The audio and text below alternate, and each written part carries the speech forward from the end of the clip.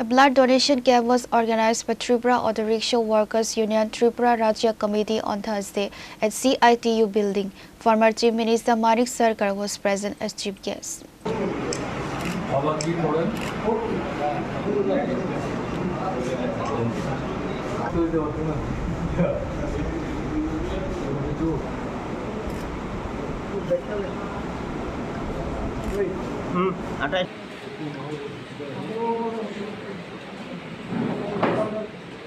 Following the blood donation camp, former CM Manik Sarkar reacted on the recent violent factional clash at the Nagarjula bus terminals on Wednesday morning.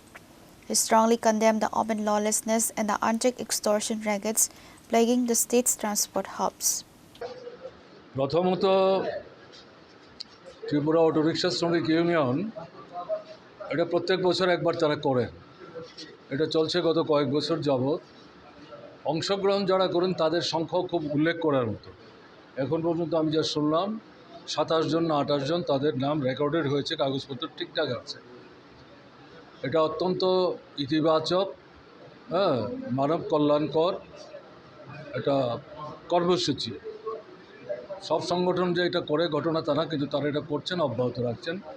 তার জন্য autorickshaw শ্রমিক ইউনিয়নের নেতৃত্ব এবং এর সঙ্গে যারা যুক্ত প্রত্যক্ষ পরোক্ষভাবে তাদেরকে আমি অভিনন্দন জানাচ্ছি।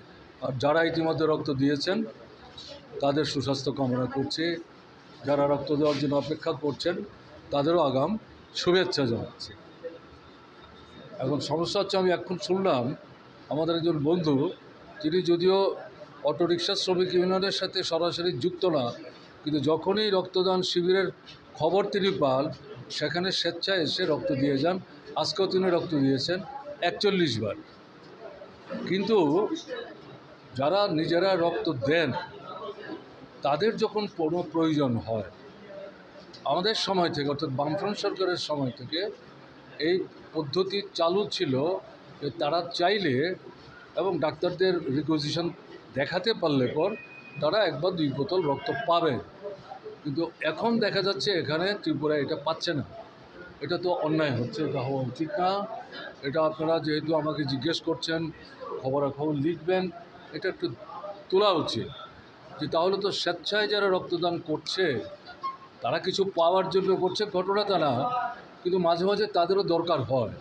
কাজে তারা যদি সেখানে সঠিক রেসপন্স না পায় তাহলে তো এটা খারাপ জিনিস হবে। তাতে স্বেচ্ছা প্রণোদিত রক্তদাতাদের সংখ্যা কিন্তু কমে যাবে, এটা হওয়া উচিত না। সবচেয়ে বড় কথা হচ্ছে, আমি অটোরিক্সা শ্রমিক বন্ধুদের জিজ্ঞেস করছিলাম যারা রক্ত দিচ্ছিলেন, আয় উপার্জন ভালো না। স্বাভাবিক, গ্রামে কাজ নাই, হাতে পয়সা নাই।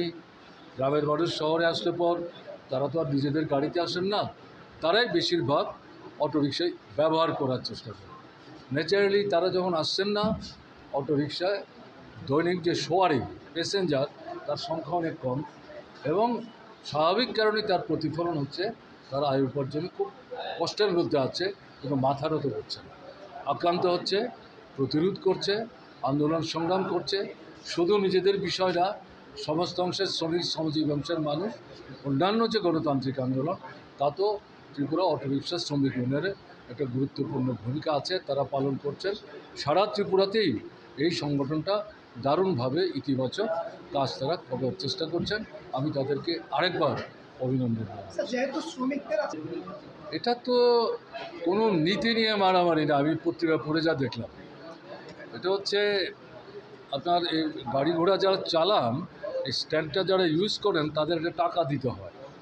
বড় গাড়ি, মাঝারি গাড়ি, ছোট গাড়ি, এই টাকাটা ওখানকার এই স্ট্যান্ডটা যারা দেখভাল করেন তাদের তহবিলে থাকে, এবং এই টাকাটা দিয়ে এই স্ট্যান্ডের সামগ্রিক উন্নয়নমূলক কাজ তারা করবার চেষ্টা করেন। এবং তাতে কোনো কোনো সময় যদি শ্রমিকরা কেউ খুব অসুবিধায় পড়ে যান, আর্থিক সহযোগিতার দরকার হয়, চাইলে পরে অতীতে আমরা যা দেখেছি এখান থেকে তারা সাহায্য পেতেন, কিন্তু এই সময় যেটা দেখা যাচ্ছে কোনো সাহায্য পাচ্ছেন না। আমি সংবাদটা পড়তে গিয়ে দেখলাম এখানে পানীয় জলের ব্যবস্থা নেই।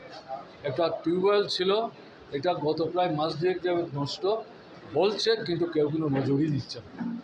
এবং কিন্তু এর মধ্যে ভাগ বাটোয়ারা নিয়ে মারপিট হচ্ছে, আহত হয়েছে, হাসপাতালে গেছে, ফলে একটা অংশ ক্ষোভ প্রকাশ করে আজকে সাউথে গাড়ি চালানো বন্ধ রেখেছে। প্রতিবাদ তো করতে হবে, কিন্তু এটা তো মুখ্যমন্ত্রীর বিধানসভা কেন্দ্র। এবং অদ্ভুত ঘটনা, একজন যে মার খেয়েছে সে বলছে তিনি কি করে মুখ্যমন্ত্রী হয়েছে, আমার স্ত্রী 5টা ভোট দিয়েছে, যে তো কেউ তাকে শিখিয়ে দেয়নি। এই পদ্ধতিতে মুখ্যমন্ত্রী হলে যা হয় তাই হবে, কোনো দায়বদ্ধতা থাকবে না, এবং মাথায় ঢুকে গেছে যে কোনোভাবে হোক আমি জিতবো, তারপরে মুখ্যমন্ত্রী হব। যে কারণে যে কোনো কথাবার্তা যখন তখন বলতেও পারছেন। বলে এই যে ঘটনাগুলি, দৈনন্দিন যে সমস্যাগুলি, এগুলো সুরাহা সমাধান করার জন্য মুখ্যমন্ত্রীর কেন্দ্র বলে আমি বলছি না, কিন্তু প্রশাসনের একটা রাজ্য কেন্দ্র থেকে দায়িত্ব গ্রহণ করা দরকার, সেটা তারা করছেন না। এটা হওয়া উচিত হচ্ছে। তপন দেবনাথ, সুজিত দেবনাথ।